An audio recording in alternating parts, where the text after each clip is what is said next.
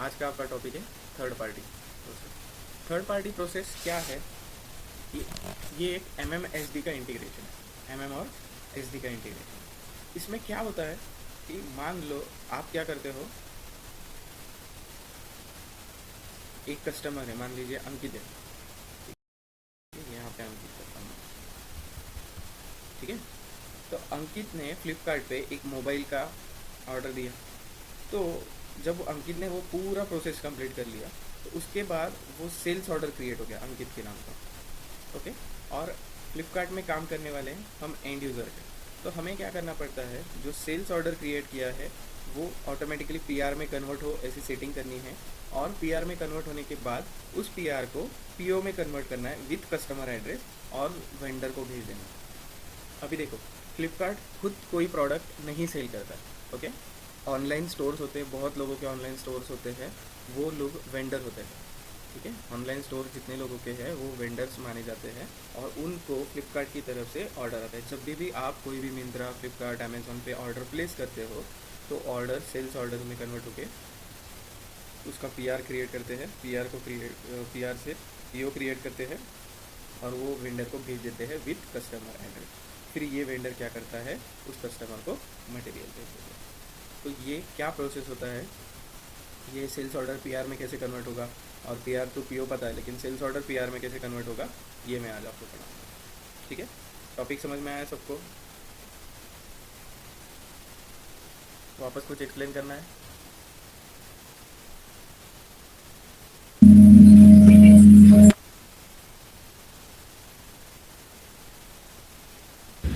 Sir इसी process का drop shipping भी बोलते हैं, राइट? हाँ, ड्रॉप शिपिंग बोलते हैं। Okay, got it. चलो, सबसे पहले हमें एक डॉक्यूमेंट टाइप देखना है, वो शेड्यूल लाइन की कैटेगरी है CS। इसको परचेस रिक्वेजिशन का डॉक्यूमेंट टाइप असाइन है या नहीं चेक करना है। तो VOV6, अभी ये मैं आपको ज़्यादा मुझे एक्स्ट्रा चीज़ें बता रहा हूँ कंसल्टेंट लेवल की। क्यों? क्योंकि आपको पता होना चाहिए कि सेल्स ऑर्डर से PR कैसे कन्वर्ट हो रहा है ऑटोमेटिकली PR कैसे जनरेट हो रहा है। तो VOV6 में जाएंगे हम, VOV6 में जाएंगे हम, ठीक है। उसमें CS में जाएंगे, CS, ओके, CS, ओके। तो CS को डबल क्लिक करो, देखो यहाँ पे डॉक्यूमेंट टाइप परचेस रिक्वेजिशन मैंने पढ़ाया था P2P साइकिल में। परचेस रिक्वेजिशन का डॉक्यूमेंट टाइप क्या रहता है, NB। थर्ड पार्टी की आइटम कैटेगरी क्या रहती है, 5। और अकाउंट असाइनमेंट कैटेगरी भी थर्ड पार्टी है। मतलब आपके कोई भी सेल्स ऑर्डर में अगर ये शेड्यूल लाइन कैटेगरी आ गई तो आपकी sales order automatically purchase requisition में कन्वर्ट होगी। इसीलिए इस शेड्यूल लाइन कैटेगरी को हमने परचेस रिक्वेजिशन के डॉक्यूमेंट असाइन कर दिए। ऑलरेडी होते हैं, नहीं हुए तो आपको असाइन करना है यहाँ पे NB51। पहले ट्रांजैक्शन में आपको जस्ट चेक करना है, स्टैंडर्ड होता ही है इसको असाइन, नहीं हुआ तो आप मैन्युअली भी कर सकते हो। CS third party item category है, ठीक है। उसके बाद ये जो CS आइटम कैटेगरी है, सॉरी शेड्यूल लाइन कैटेगरी है, वो TAS ये थर्ड पार्टी आइटम कैटेगरी को असाइन होनी चाहिए। अभी देखो, जैसे हमारे MM साइड में आइटम कैटेगरीज होती है, मैं दिखाता हूँ आपको, ME51N। देखो यहाँ पे आइटम कैटेगरी का ड्रॉप डाउन ओपन करता हूँ तो थर्ड पार्टी की आइटम कैटेगरी क्या है, ऐसे है, ठीक है।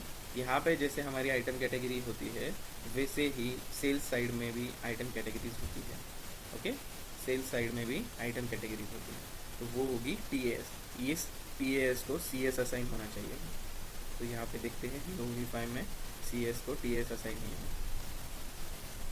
VOV5 में आ गए, पोजीशन में जाओ और TAS डालो, तो देखो TAS को CS असाइन है। ये भी ऑलरेडी होगा, नहीं होगा तो यहाँ पे CS ऐड कर दो, एंटर सेट कर दो। सेल्स ऑर्डर में जब ये आइटम कैटेगरी आएगी तब ये शेड्यूल लाइन कैटेगरी आएगी और इस शेड्यूल लाइन से क्या होगा, सेल्स ऑर्डर PR में कन्वर्ट हो जाएगा। पहले दो ट्रांजेक्शन क्लियर है? फिर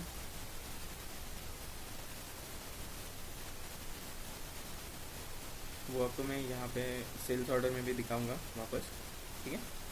अभी हमें क्या करना है, अभी हमें sales organisation, distribution channel, division create करना है।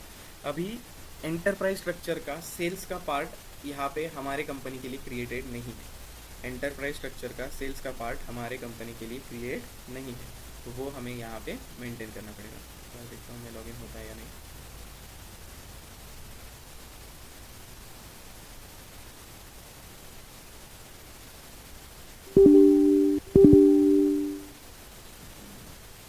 ठीक है, स्टैंडर्ड होता है वही हमारे कंपनी और प्लांट के लिए असाइन करना पड़ता है।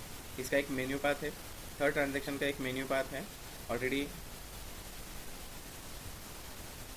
तो होम स्क्रीन पे जाते हैं, SPRO, SAP reference, IMG, enterprise structure, definition, sorry assignment, उसमें सेल्स एंड डिस्ट्रीब्यूशन, और उसमें ये वाला ट्रांजैक्शन।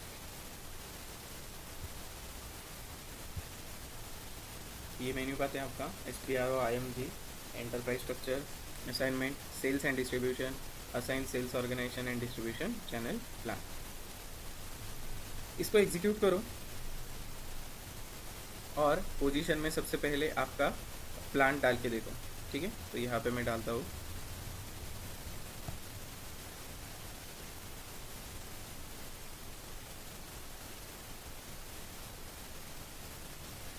नहीं, मेरे प्लांट की एंट्री नहीं है। ठीक है, तो क्या करेंगे, न्यू एंट्री। सबसे पहले पोजीशन में एंट्री डाल के देखो। ठीक है, अगर मिला तो ठीक है, नहीं मिला तो न्यू एंट्रीज करो। अभी यहाँ पे sales organisation, distribution channel, division create करना किसका काम है, SD कंसल्टेंट का काम है। लेकिन हम यहाँ पे इंडिविजुअल ट्रेनिंग ले रहे हैं, तो यहाँ पे हमने सिर्फ MM का पार्ट क्रिएट किया था। हमने sales, distribution, FICO, production planning किसी का पार्ट नहीं क्रिएट किया था। और इस टॉपिक के लिए वो पार्ट हमें चाहिए, तो सेल्स का चाहिए सिर्फ। तो यहाँ पे स्टैंडर्ड सेल्स ऑर्गेनाइजेशन है 1000, डिस्ट्रीब्यूशन चैनल है 10, और हमारा प्लांट यहाँ पे डाल दो। अभी फ़िलहाल ये दूसरा सॉफ्टवेयर है, तो मैं दूसरे स्टूडेंट्स के डिटेल्स डाल रहा हूँ। मुझे क्यों नहीं दिखा?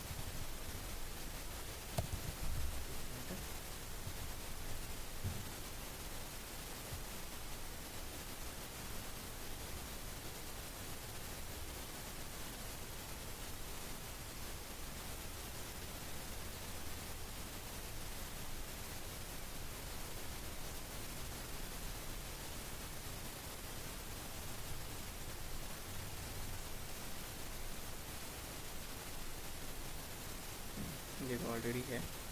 ठीक है, ये एंट्री आपको करनी है, न्यू एंट्रीज़ में जाना है। अगर ये एंट्री नहीं होगी तो स्टैंडर्ड सेल्स ऑर्गेनाइजेशन 1000 ले लेना है, डिस्ट्रीब्यूशन चैनल 10 ले लो, और प्लांट आपका डाल दो। जैसे मेरा था यहाँ पे MP1, वो डाल दो, एंटर एंड सेव कर दो। आपका sales organisation, distribution channel plant को असाइन हो गया। ये 2-3 वन टाइम ट्रांजेक्शन है। इस पूरे टॉपिक में हमारा एक ही ट्रांजैक्शन है यहाँ पे, लास्ट वाला, और ये दिखाने के लिए मुझे आपको ये पूरा सेल्स का पार्ट पढ़ाना पड़ा। ठीक है, अभी 4th ट्रांजैक्शन है OVV9। इसमें भी सेम करना है आपको, असाइन करना है डिस्ट्रीब्यूशन चैनल डिवीजन। देखो OVV9 में क्या करना है, पोजीशन में जाओ, प्लांट होगा आपका MP1, उसके सामने हमारा sales organisation, distribution channel, okay, ये वाला 10, एंड डिवीजन होगा 00। डिवीजन क्या होगा, 00। ये स्टैंडर्ड डिटेल्स आप यहाँ पे असाइन कर दो। हम यहाँ पे क्रिएट क्यों नहीं करें, क्योंकि वो हमारा पार्ट नहीं है। क्रिएट करना है तो मैं बता सकता हूँ, लेकिन टॉपिक बहुत बड़ा हो जाएगा, इसीलिए जो भी स्टैंडर्ड चीज़ें हैं वो हम हमारे प्लांट के लिए फ़िलहाल असाइन कर रहे हैं। ठीक है, और ये असाइनमेंट के बाद आपके कंपनी का स्ट्रक्चर भी कुछ अलग दिखेगा। यस, क्या सर 00 यहाँ पे क्या था? Division, product division. Division sir. हाँ तो जैसे मैंने अब अलग से कंपनी क्रिएट कर रखी है, तो उसके लिए फिर वही रहेगा 00? हाँ, सभी के लिए Okay. डबल डिवीजन वही होगा, Okay, sir. डिवीजन 00 ही रहेगा स्टैंडर्ड फिलहाल। ठीक है, ओके। ऑनलाइन सॉफ्टवेयर हो, ऑफलाइन हो, डिटेल्स वही रहेंगे। देखो देखो, डिस्ट्रीब्यूशन चैनल, डिवीजन सब असाइन हो गया इसको। ठीक है, सेल्स एरिया भी असाइन हो गया। ये सेल्स का पार्ट है। ये सारी चीज़ें आपकी कंपनी कोड को असाइन करेगी।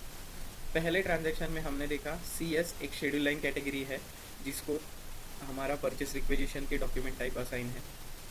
वो schedule line category item category TAS की SD साइड के आइटम कैटेगरी है, थर्ड पार्टी की TAS, उसको असाइन होगी या नहीं वो चेक करेंगे, होती है नहीं होगी तो आपको मैन्युअली कैसे करना है मैंने बता दिया, ठीक है। यहाँ पे ये दो जो ट्रांजैक्शन है वो सेल्स का पार्ट जो है एंटरप्राइज स्ट्रक्चर का वो हमारे कंपनी कोड के लिए असाइन नहीं होगा, तो इस दो ट्रांजैक्शन में हम वो असाइन करेंगे, ठीक है। और यहाँ पे हम क्या करेंगे, अभी कस्टमर क्रिएट करेंगे। तो कस्टमर क्रिएशन का टी कोड है XD01। क्या है टी कोड? XD01। तो चलो एक कस्टमर क्रिएट करते हैं। XD01 में जाने के बाद यहाँ पे क्या करना है आपको, एक ऐसा विंडो ओपन होगा आपके पास, अकाउंट ग्रुप, यहाँ पे आपको लेना है सोल्ड टू पार्टी, ठीक है। एक स्टैंडर्ड अकाउंट ग्रुप है,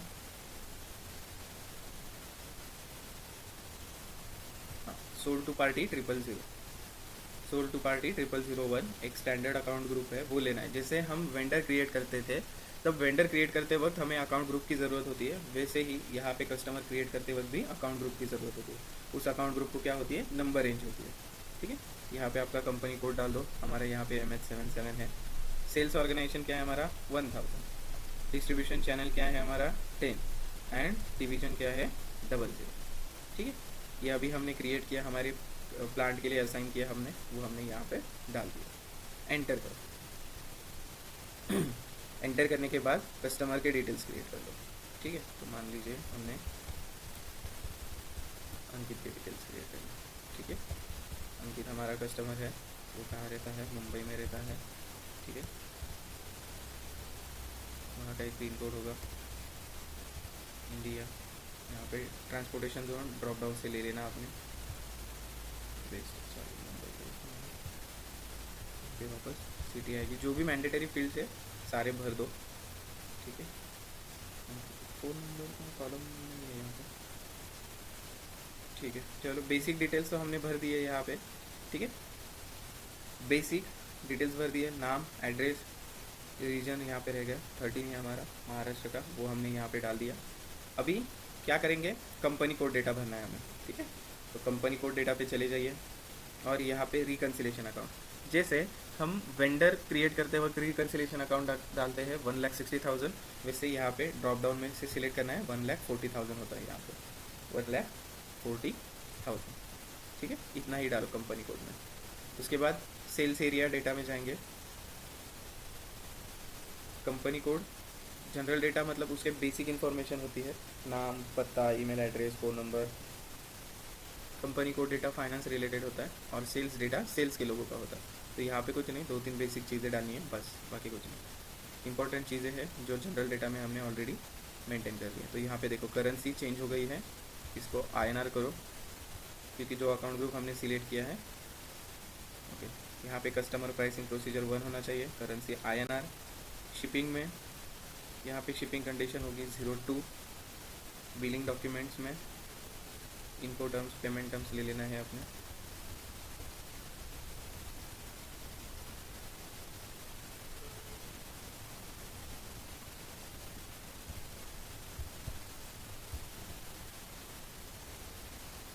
ये टैक्स का अगर आया तो 00 डाल दीजिए। इनको टर्म्स होता है इंडियन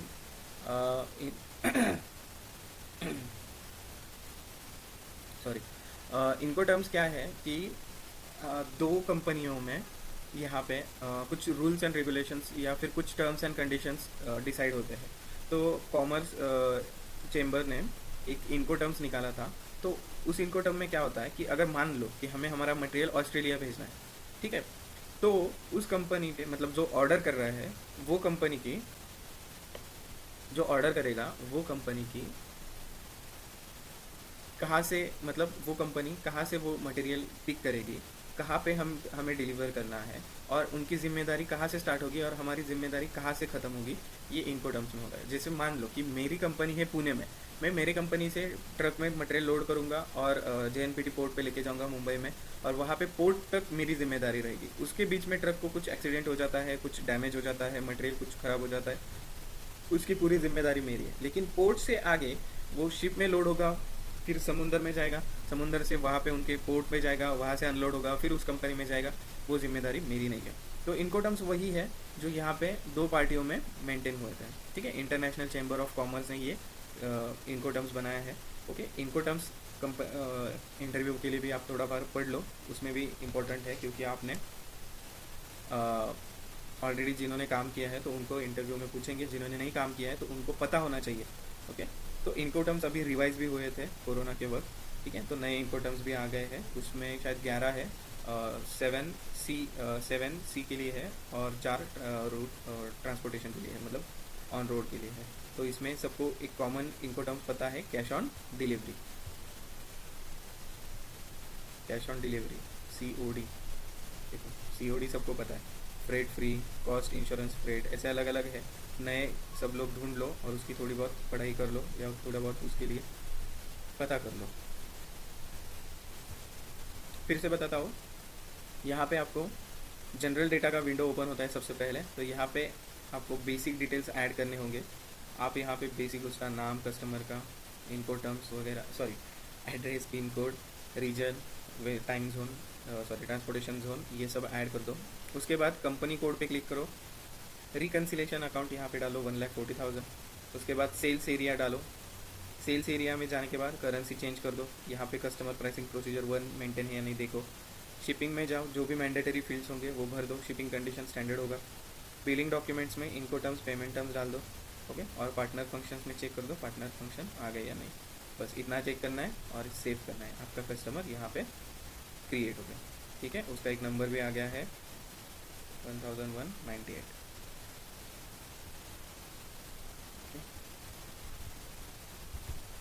फिर से एक बार बताता हूँ मैं, यहाँ पे एक स्टैंडर्ड अकाउंट ग्रुप लेना है, सोल्ड टू पार्टी 0001, ओके।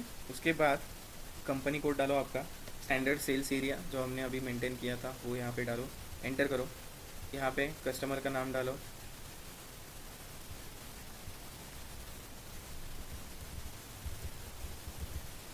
ठीक है, हमने इनके बेसिक डिटेल्स यहाँ पे डाल दिए।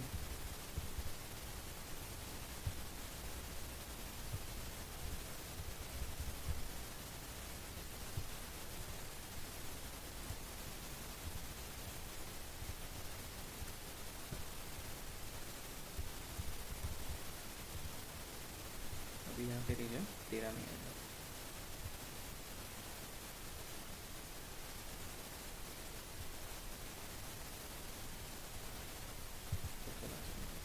ठीक है। बेसिक डिटेल्स, फिर कंपनी कोड पे जाइए, रिकन्सिलेशन अकाउंट ड्रॉप डाउन से सिलेक्ट करिए, सेल्स एरिया डेटा में जाओ, करेंसी चेंज कर दो INR, शिपिंग टैब पे जाओ, शिपिंग कंडीशन ले लो स्टैंडर्ड, बिलिंग डॉक्यूमेंट्स में इनको टर्म्स आप जो भी लेना चाहते हो वो ले लो, पेमेंट टर्म्स और पार्टनर फंक्शन आए या नहीं चेक करो, 000 मेंटेन करो, ठीक है, और सेव कर दो। 99 आ जाएगा कस्टमर नंबर, अभी देखो 10199, सॉरी 1199। कस्टमर क्रिएट करना समझ में आ गया आपको?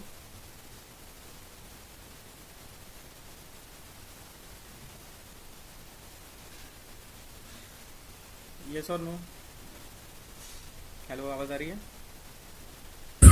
Yes sir. Yes sir, clear. हाँ, ठीक है।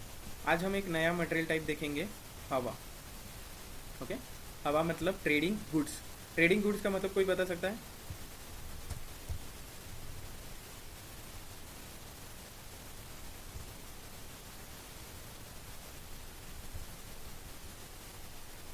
ट्रेडिंग गुड्स का मतलब कोई बता सकता है? सेम फॉर्म में खरीदी बिक्री जाने वाली शायद उसी को बोलते हैं। हाँ, राइट है थोड़ा सा। मतलब क्या होता है कि जैसे देखो इलेक्ट्रॉनिक के जो शॉप्स होते हैं, मतलब अभी जैसे क्रोमा हो गया, विजय सेल्स हो गया, तो वो लोग क्या करते हैं कि डीलर के पास से या कंपनी के पास से प्रोडक्ट लेके आते, without any processing same product customer को सेल करते हैं, ठीक है। जैसे ग्रोसरी स्टोर वाले भी, उनके पास मटेरियल आता है, मैगी वगैरह, बिस्किट, दाल, चावल, जो भी होगा रेडीमेड आता है, विदाउट एनी प्रोसेसिंग वो क्या करते हैं, एज इट इज़ कस्टमर को भेज देते हैं, ओके। कपड़े की दुकान हो गई, इलेक्ट्रॉनिक्स हो गया, जूते की दुकान हो गई, बहुत सारी चीज़ें ऐसे ही है कि बहुत सारे लोग क्या करते हैं, खरीद के लाते हैं और विदाउट एनी प्रोसेसिंग सेल करते हैं। तो ऑनलाइन जो भी प्लेटफॉर्म्स है या फिर ऑनलाइन जितने भी स्टोर्स है, ओके, तो वो सब लोग क्या करते हैं, ट्रेडिंग गुड्स मटेरियल सेल करते हैं। ट्रेडिंग गुड्स मतलब विदाउट एनी प्रोसेसिंग सेल करना, ठीक है। मैं खरीद के लाया हूँ, एज इट इज़ आपको बेच दूँगा, तो उस मटेरियल टाइप के लिए हमारा प्लांट क्या करना है, क्वांटिटी वैल्यू अपडेट करना है OMS2 में। ये ऑलरेडी होगा, अभी आपको मैं करना है OMS2। इस ट्रांजेक्शन में जाइए, पोजीशन हवा, खुद का मटेरियल टाइप क्रिएट करना है। तो कैसे क्रिएट करना है मैंने पढ़ा है ऑलरेडी मटेरियल मास्टर में, वो आप देख लेना। क्वांटिटी वैल्यू अपडेट पे जाओ, पोजीशन पे जाओ, वैल्यूएशन एरिया क्या होगा, प्लांट होगा। तो ये 2 चेक बॉक्स मार्क कर दो, ये प्लांट इस मटेरियल टाइप के लिए क्वांटिटी वैल्यू अपडेट कर दो, ठीक है। और अभी मटेरियल क्रिएट करेंगे MM01। अभी हमारे पास कोई भी मटेरियल क्रिएट नहीं था ना, तो हम मटेरियल क्रिएट करेंगे। तो यहाँ पे लेना है ट्रेडिंग गुड्स, तो TTT ट्रेडिंग गुड्स। वही मटेरियल टाइप को सिलेक्ट करके हम एक नया मटेरियल बनाएंगे ट्रेडिंग गुड्स का, ठीक है। हवा मटेरियल टाइप को सिलेक्ट करना है, okay. Basic 4 views plus sales views, basic 4 views plus sales views है आपको यहाँ पे select, basic 4 views plus sales views, enter. Plant क्या है हमारा, MP1, storage location, sales organisation 1000, distribution channel क्या था 10, एंटर, ठीक है।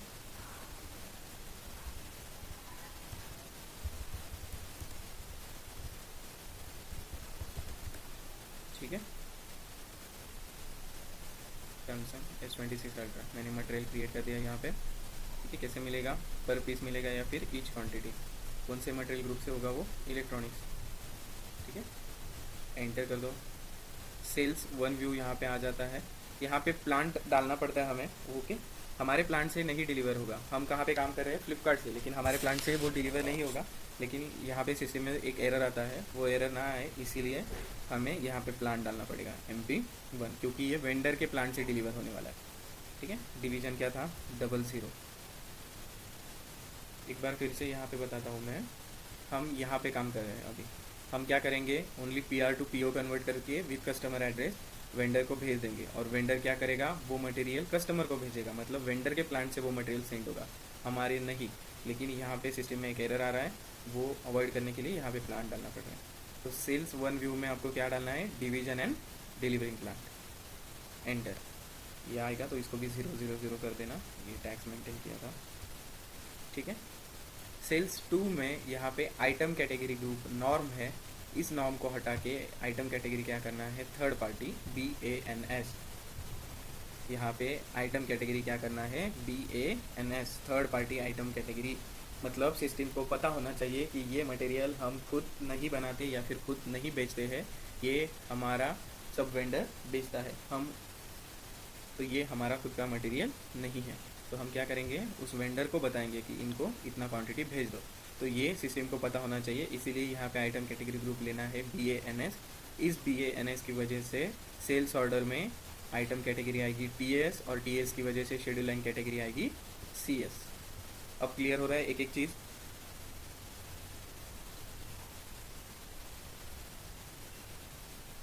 जब भी ये वाला मटेरियल जो अभी हम क्रिएट कर रहे हैं वो मैं सेल्स ऑर्डर में डालूंगा, तो सेल्स ऑर्डर में ऑटोमेटिकली आइटम कैटेगरी क्या आएगी, TAS, ओके।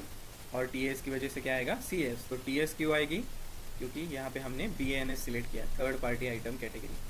सेल्स 2 में आपको क्या करना है, third party item category select करना है, ठीक है, enter.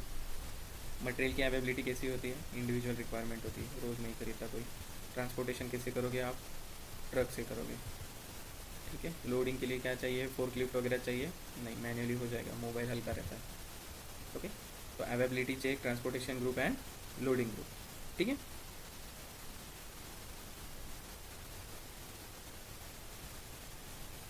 Sales general plant view में availability group, transportation group and loading group डालना है, एंटर कर दो। परचेसिंग में ओके, हमारे साइड पे कौन हैंडल कर रहा है वो उसका कोड डाल दो। अरे अभी हमारा नहीं है ना इसमें, ये सिस्टम दूसरी ना, मैं ड्रॉप डाउन से रैंडम ले लिया मैंने।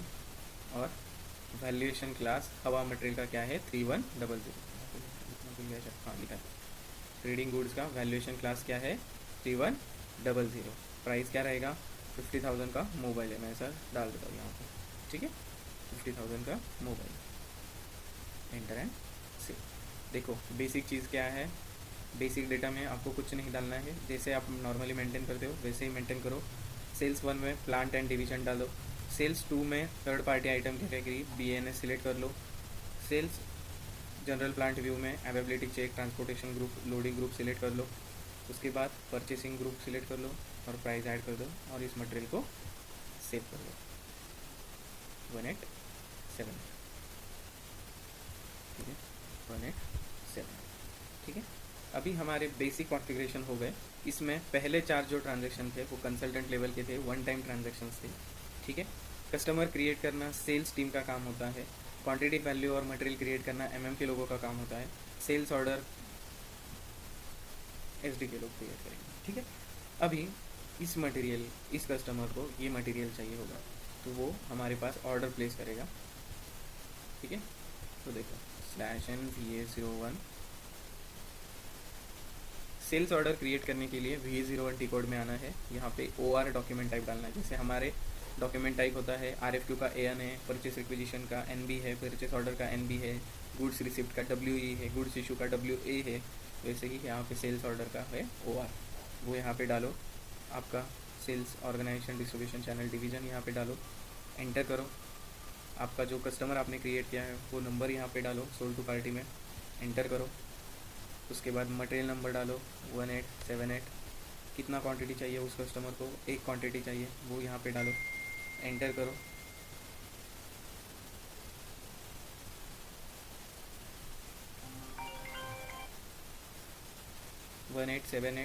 मटेरियल डालो, ठीक है, आपका क्वांटिटी डालो और देखो यहाँ पे आइटम कैटेगरी आ गई है TAS आइटम कैटेगरी कैसे आ गई, क्योंकि इस मटेरियल में हमने third party item category group select किया था BANS। इस BANS को TAS असाइन है और TS को CS असाइन है। तो शेड्यूल लाइन कैटेगरी कहाँ दिखाएगी, तो मटेरियल को डबल क्लिक करो, यहाँ पे शेड्यूल लाइन व्यू आता है, शेड्यूल लाइन व्यू में जाओ और यहाँ पे देखो CS, और इस CS की वजह से क्या होगा, परचेस रिक्विजिशन कन्वर्ट होगा। अगर मैं ये सेल्स ऑर्डर यहाँ पे सेव कर दूँ, तो मैंने यहाँ पे सेव कर दी, वो इनकम्प्लीट है फिर भी सेव कर दो, कोई टेंशन नहीं। या फिर एक बार मैं फिर से बताता हूँ आपको, सेल्स ऑर्डर क्रिएशन सेल्स की टीम का काम है। यहाँ पे कस्टमर नंबर डालना है आपको, मटेरियल नंबर डालो और ऑर्डर क्वांटिटी डालो, एंटर करो, ठीक है। मटेरियल को डबल क्लिक करो, आपको यहाँ पे शेड्यूल लाइन कैटेगरी दिखेगी इस CS जब मैं ये सेल्स ऑर्डर सेव करूँगा तो ये CS की वजह से ऑटोमेटिकली ये पूरी सेल्स ऑर्डर परचेस रिक्विजिशन में कन्वर्ट हो जाएगी, ठीक है। तो यहाँ पे हमने बेसिक डिटेल्स डाल दिए, customer number, material number, quantity. अभी मैं इस सेल्स ऑर्डर को सेव करता हूँ, सेव करने के वक्त यहाँ पे इनकम्प्लीट आएगा, फिर भी सेव कर दो, कोई टेंशन नहीं है, ठीक है। 12319 हमारा सेल्स ऑर्डर नंबर है।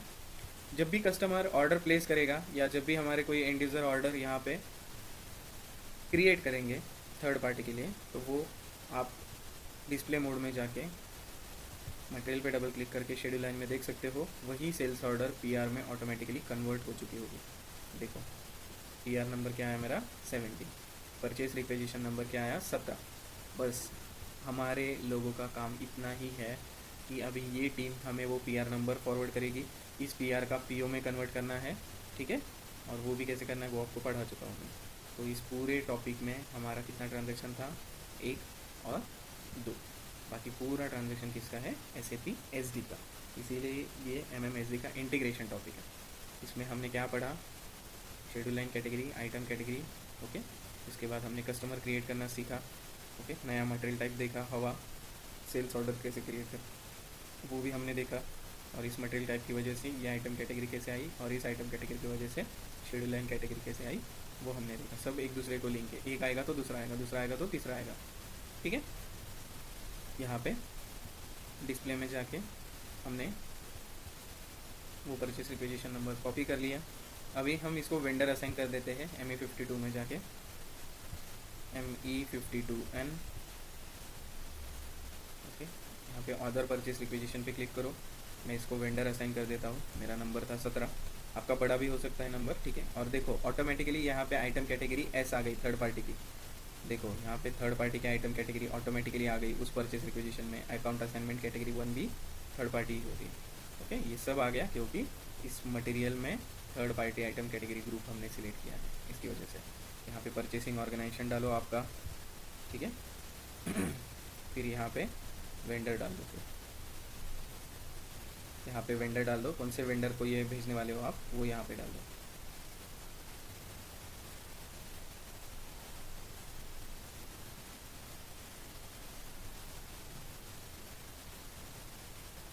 ठीक है, 802 ठीक है। इस वेंडर को मैं ये पीओ भेजने वाला हूँ। इसको सेव कर दो।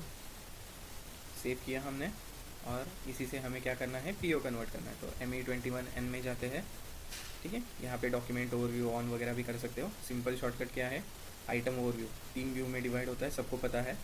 ओके, आइटम ओवरव्यू में क्या करना, राइट साइड में से जाना, ठीक है। धीरे धीरे राइट साइड में जाओ, परचेस रिक्वेजिशन का कॉलम आएगा, उसमें आपका PR नंबर डालो। मेरा 2 डिजिट ही है, आपका 6 डिजिट भी हो सकता है, ठीक है।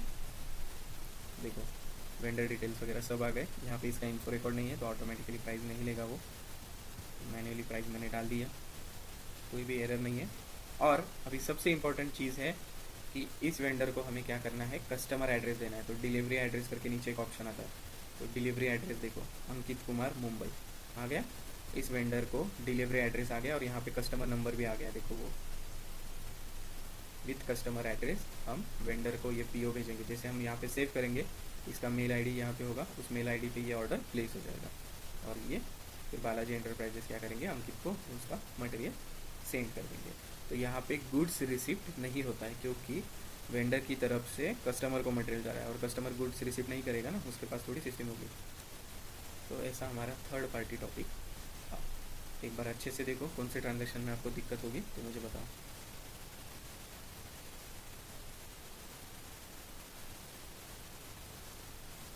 सर इसमें जैसे हम लोग ने पहले जो मटेरियल क्रिएट करे थे उसका इन्फो रिकॉर्ड वगैरह बनाया था, इन्फो रिकॉर्ड और सोर्स लिस्ट, वो इसमें नहीं बनाना होता है नहीं ना, ये इसमें वाले कस्टमर मटेरियल? फिक्स थोड़ी होते हैं, कस्टमर हर बार चेंज होते हैं अच्छा, ना। ओके। मतलब अगर इंडस्ट्री में काम कर रहे हो, मतलब आप जैसे ये फ्लिपकार्ट मिंत्रा छोड़ के अगर आप कंपनी में काम कर रहे हो और आपका एक सब वेंडर है, तो आप अदर कंपनी से ऑर्डर लेते हो और उसको भेजते हो, तो फिर इन्फो रिकॉर्ड मेंटेन करो, ठीक है। फिर आपका कस्टमर फिक्स होगा हमेशा, ठीक है। लेकिन आप जब ऐसे कंपनी के लिए काम करोगे, ऑनलाइन शॉपिंग प्लेटफॉर्म्स वगैरह जो जिसके लिए काम करोगे, तो उसमें कस्टमर हमारा फिक्स नहीं होगा, उसमें कस्टमर हमारा फिक्स नहीं होगा।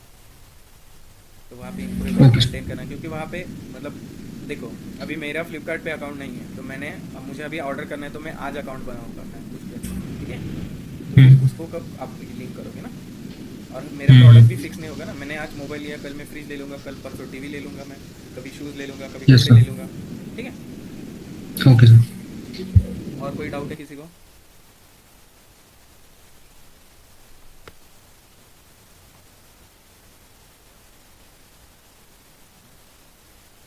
सर ये assign sales organisation distribution channel plant के लिए भी कोई टी कोड है क्या? अरे वो वर्क नहीं करता है, मतलब था अच्छा, पहले, लेकिन वो वर्क नहीं करता, इसलिए मेन्यू पर बताया था मैंने। Okay sir. देखता हूँ मैं नया कुछ है क्या उसका रिकॉर्ड, ठीक है।